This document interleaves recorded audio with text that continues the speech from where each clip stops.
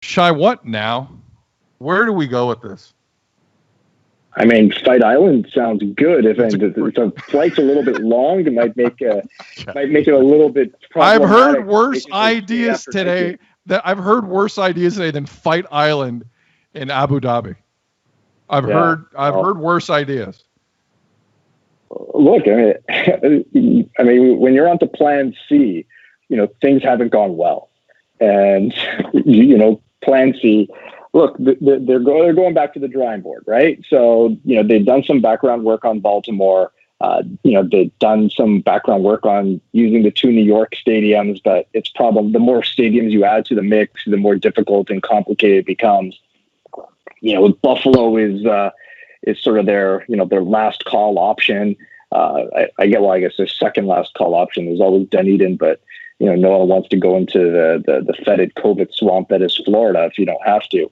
So, this is really, what can they do in a small amount of time? Like one person said to me, basically, like, everything is on the table. And, considering that opening day in Major League Baseball is tomorrow, it's a little bit suboptimal, but here we are.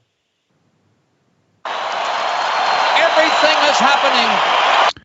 All right. Now that Bob Cole has weighed in your mind, is Buffalo the front runner? Is it back to Florida, or is it Camden Yards?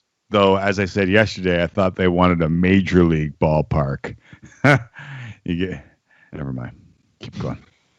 Well, I mean, Camden Yards is definitely a major league facility. It doesn't have a major league team in it in terms of the Orioles. Hey-o. There you go. That's the joke. It's definitely a major league facility. I think the Blue Jays hitters would like that. I mean, I can only imagine what some of the offensive numbers, even in a 60-game season, might look like if the Blue Jays did end up using that as their home stadium. But I think that's probably the first place that they're looking, just because they had done some work on it. There were in terms of their planning, there was some sort of accommodation they could make for a extra clubhouse at the right field corner or the warehouse behind it. There's a bit of groundwork that's laid there, so they're jumping to it. But they're really just trying to find what's best. They don't want to go to Buffalo. It requires a lot of infrastructure upgrades, and you're still not going to make it comfortable for yourself and get up to the right standards. But at a certain point, is that better than barnstorming for 60 games and playing as the home team in your opponent's city for all 60 games? Maybe. There's no good options at this point.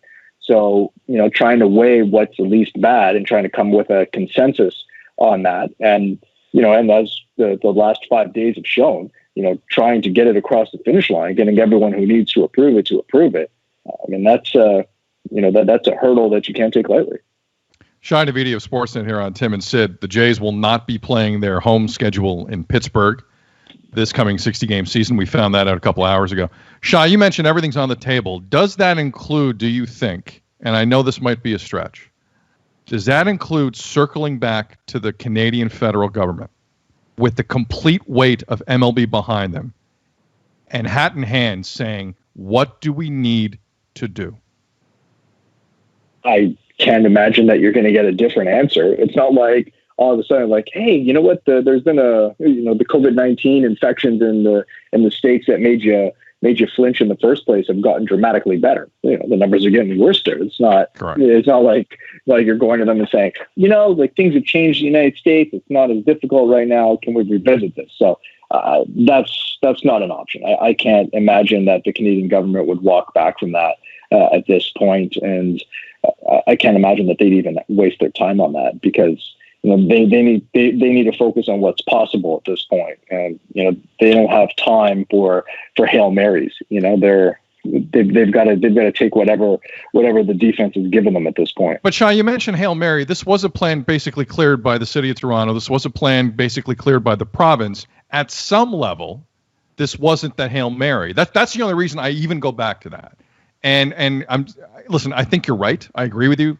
I don't see any reason why the federal government would, but I think there is some semblance of hope from a government standpoint. If you're the Jays, that certain parts of this did clear, maybe try it again.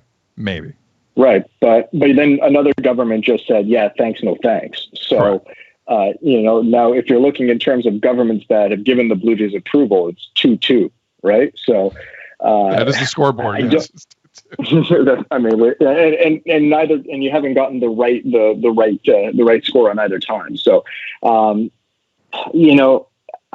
it's nice to be like it would be a great rescue plan and yada yada. But I think that right now in these desperate times, you need to focus on the somewhat plausible, and I don't think that's even somewhat plausible. Shi Davidi, Sportsnet baseball columnist, Sportsnet insider, joining us here on Tim and Sid. So what's going on right now in Boston? Like, are the Jays chaining themselves to the big monster, to the green monster, as one of our tweeters suggested? Like, I can't imagine that this is going over well in whatever form of a clubhouse the Jays are in right now. Yeah, I mean, look, yeah, nobody's happy. Nobody knows where their stuff is going. Nobody knows where to tell their significant others to meet them, or where they're going to be, or where they're going to live, or any of that stuff. And that's pretty unsettling. And look, the possibility of a 60-game road trip is not a very enticing one. These guys are trying to, get ready for the season and feel good about where they're at, and feel like they're jumping in fully prepared. And where are they playing July 29th? Literally nobody knows. So that's not a very comfortable feeling. But it was interesting talking to Hyunjin Ryu, moments ago, and just kind of saying, look, this is what we've got to deal with, and we have to recognize that this is an extraordinary, unprecedented season, and we have to rally around that, whether we like it or not. And those are sort of the choices right now. Like, if you're a Blue Jays player and you're in this spot, you can either piss and moan and feel sorry for yourself and complain and be frustrated, and like all those reactions would certainly be understandable. But ultimately, if you stay down in a pity party for an extended period, you're only going to make things worse for yourself. So, I think this is where legitimately your mental toughness gets tested. This is where the leadership within your clubhouse gets tested. This is where the leadership of the front office and the coaching staff gets tested in terms of keeping everybody aligned in what's an insanely difficult. And in many ways, I mean, if you just sort of take a step back and, look at it from outside the daily churn and churn, I mean, this is a completely bananas situation to be in.